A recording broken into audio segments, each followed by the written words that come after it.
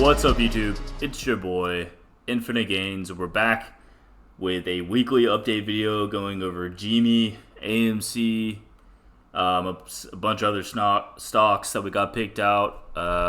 Yeah, the market took a big freaking dump on us, which is really the best thing that you could have hoped for. I mean, I know there's a lot of panic, there's a lot of fear, but this is a huge opportunity. Like, you need to start loading up your 401k. You need to start loading up your Roth. You need to start loading up the savings account because I know a lot of people were trying to make a quick buck, but really at times like this, I mean, it's a really good opportunity to start, building the savings account for the future and have that kind of slow compound interest, that kind of not very cool type of investing, but will actually pay off in the long run. I mean, not many times does the S&P 500 really just take a dump this big. Of course we could see a little bit more of a continuation. Of course, it may not be over, but realistically, this is a great opportunity. SPY is technically still in an uptrend on the macro time frame. I think you can either bounce here if you do come down slightly. I mean, you have pretty big support right in this zone. I mean, you have your value area high sitting at 545.90. Coming back all the way into that zone. I mean, you should see some type of retracement at that point. Do I think that we entered into a full-blown bear market? I'm not really that convinced. I still think SPY has a little bit more juice in it. But definitely something that we'll kind of monitor here. But yeah, this is a great opportunity. I mean, if SPY pulls back even deeper, I'm just loading the boat. And I'm just going to continue loading the boat. I don't think this is it. I don't think this is where SPY tops. I know that this was kind of our initial short zone for the S&P 500, but we didn't quite make it fully to that 3.618 extension. We didn't. And we could go even farther than that. So to me, this is kind of just obviously they're trying to, blame it on the new president and stuff like that. I mean, this is really just market psychology. I think the markets will stabilize. I think this is, I'm loading the boat. Like, I don't even care. Even if we come back farther, even if we have a deeper retrace, I'm just going to load the boat even more. But obviously this has had an effect on GameStop here, of course. If we go back down to the daily time frame on GameStop, I mean, we still could have a little bit more to go. Our daily stochastic RSI is, I mean, it's pretty oversold, but it just hasn't reached the full bottom here. Really, if you break below this level, which was your initial... this was your initial point of control here. Kind of your next... Really, you don't want to break the overall structure of GameStop post-May, which is... We've already kind of ruined that by breaking the daily 200, so you might as well just break the uptrend structure at this point. To be honest with you, it's pretty unusual. Kind of your next stop would be even down to 1983, which is your value area low. Past that, I mean, it just gets severely brutal because really there's nothing else on the weekly chart except back down to this fair value gap. The weekly chart is just insanely oversold. I mean, it's nearing the levels of May. Of the May move, where, I mean, the stochastic RSI just completely just plummets on the weekly time frame, which is good to see because whenever you see the stochastic on multiple time frames really oversold, I mean, that's the best thing. We can kind of go over here and see if we can add this other indicator, stochastic heat map. So this kind of allows us to see the stochastic RSI on multiple time frames here, and you can just see it's just crazy oversold. there's just no other way to look at it. It's just crazy oversold. Even on a weekly time frame, it's oversold. And your stochastic RSI, I mean, it's just getting almost to zero, which is good to see. This is what you kind of want to see. We have this pretty big retrace along with the traditional markets. The stochastic RSI on the weekly, daily, even lower time frames, it's oversold. Truthfully, we do kind of want to maintain this kind of uptrend here in the stock. We do want to maintain this. The uptrend is still valid even on the weekly, so preferably you bounce here, but worst case scenario, like if we do have a little bit more downside to come, then on the daily chart, you have to bounce at that fair value gap at around 20. If 20 breaks, then on the weekly, there's really nowhere else to go. I mean, you have to bounce either here. You literally have to bounce within this fair value gap that you're currently on the daily chart. You're right in this fair value gap here, in this fair value gap, or you're either bouncing at 20 or your value area low at 1983. But this uptrend is still intact, so technically there's not too much reason to doubt it. I mean, you're currently in a fair value gap on the daily chart. The uptrend is still valid. So technically, it's not too bad. It's not the worst thing to see. I mean, you could definitely have a bounce here. That's not out of the picture. Your daily's oversold. Your weekly's oversold. I mean, it's kind of coming together here. But to be honest with you, what comes next? When is MOAS?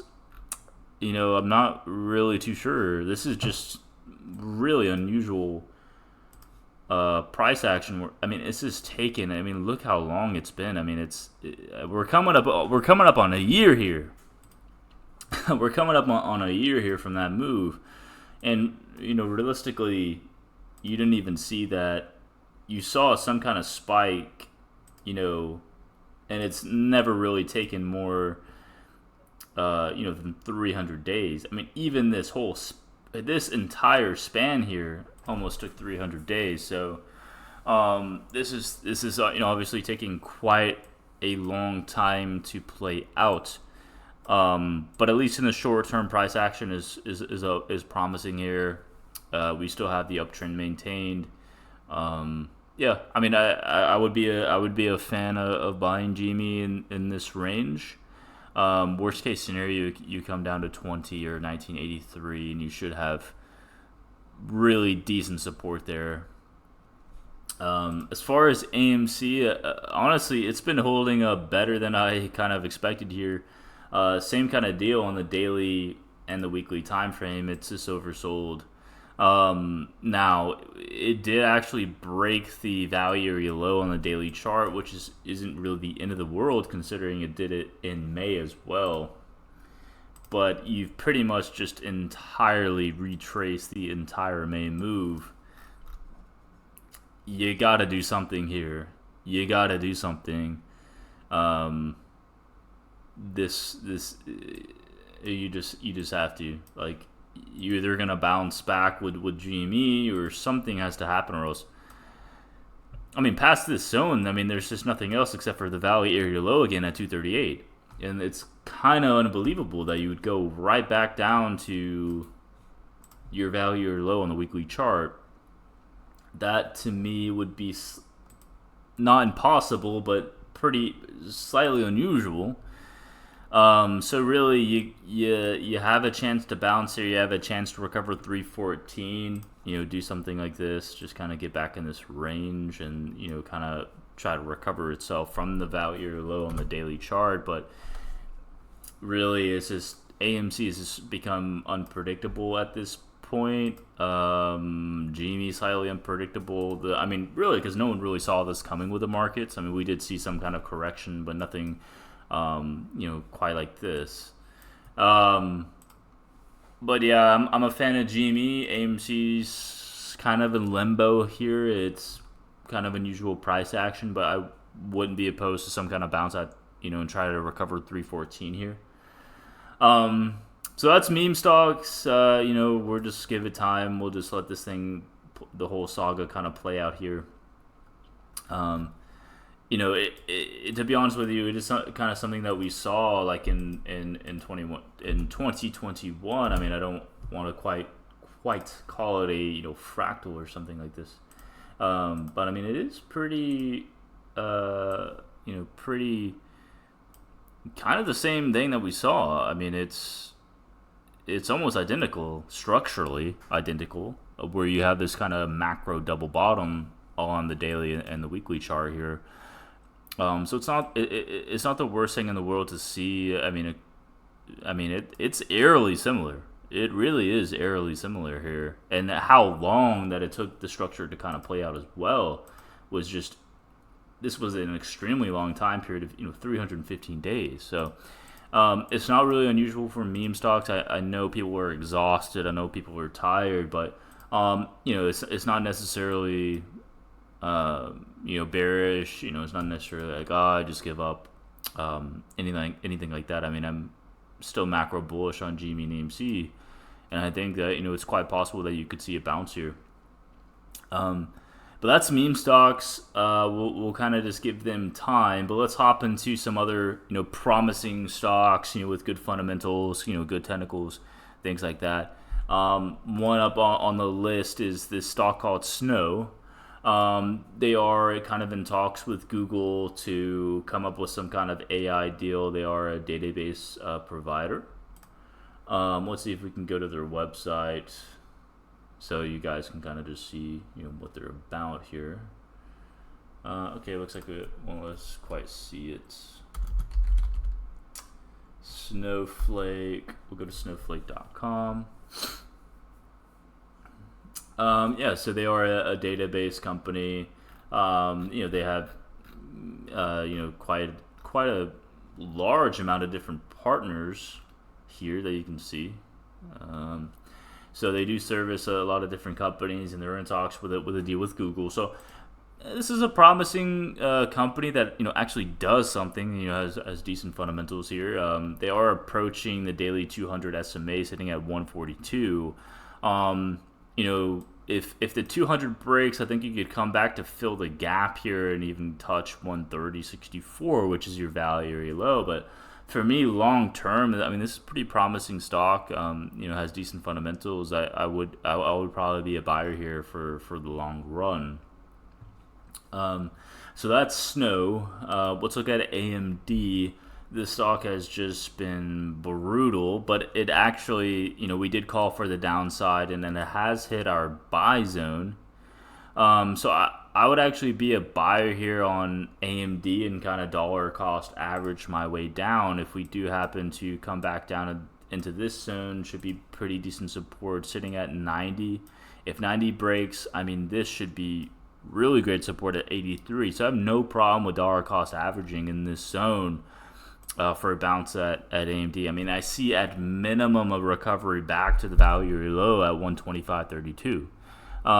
So for the long run, I'd be a buyer in AMD. I mean, obviously it's a strong company. It has good fundamentals. It's a competitor with NVIDIA. I really wouldn't count it out here. Tesla's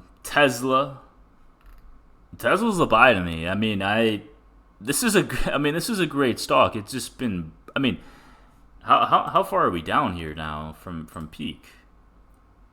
That's a 55% discount on pretty much a blue chip stock.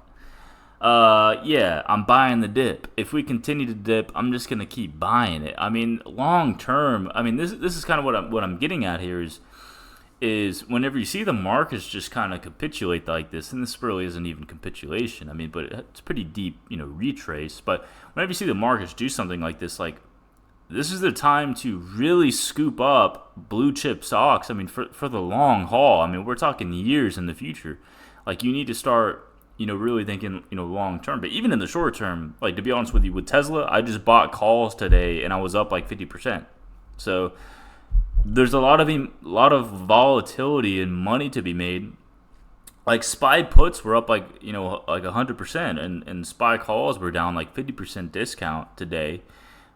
There's a lot of money to be made, but I mean, realistically, thinking long term, I mean, we're talking about blue chip stocks here down over 50%.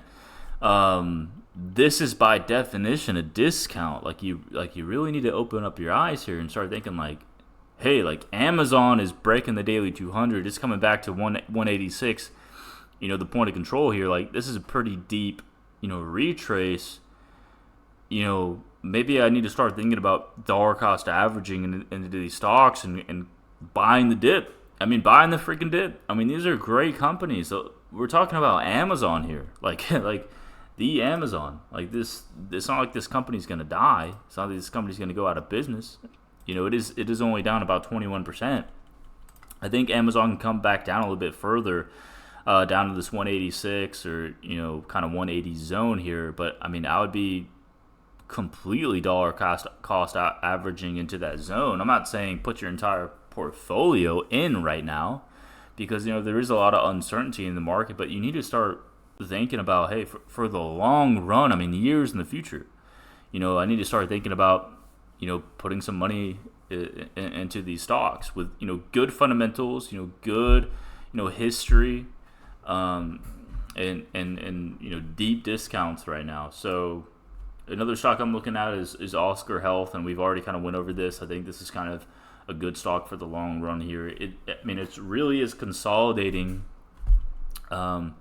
within its value range, within its volume range between 1864 and 1330. I'm just a buyer of the stock. I think long term, it has good fundamentals. It's really just consolidating at this zone on the macro time frame. I mean, this is exactly what you'd want to see. So I'm definitely a long-term investor in Oscar Health as well. So these are kind of the stocks I've kind of picked out. Of course, there are more, and I post them on my Twitter. But Snow, AMD, Tesla, Oscar Health, Amazon. Of course, GME and AMC, but these are kind of stocks I picked out.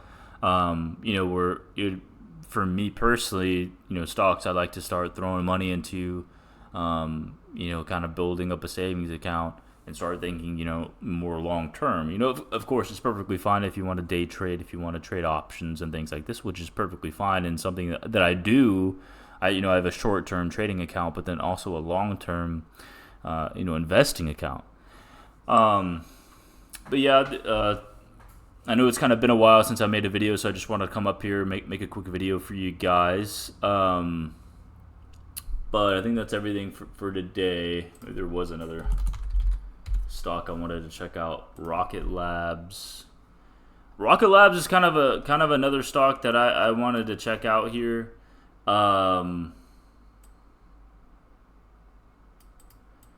I think it can come back down a little bit more. I mean, if it touches the daily 200, of course I'm a buyer. But I mean, yeah, if it comes back down to that $14 zone, I'm definitely a buyer of Rocket Labs. I have no problem actually dollar cost averaging in this zone. Rocket Labs is definitely another stock that I'm kind of definitely looking at, and that's that in and of itself is over 50% retrace just there. So definitely Rocket Labs, Amazon, Tesla, AMD, Snow. Obviously, there are a bunch of different, other, good fundamental stocks. But definitely, these stocks I'm paying attention to kind of for the long run, and kind of to start building a, savings account. But yeah, that's the whole video. If you guys want access to me again, I'm on Twitter. At Mr. Gains. I'm also in Discord, so join the Discord, hit me up there. But yeah, this is a whole video, and I'll see you guys in the next one. Peace out.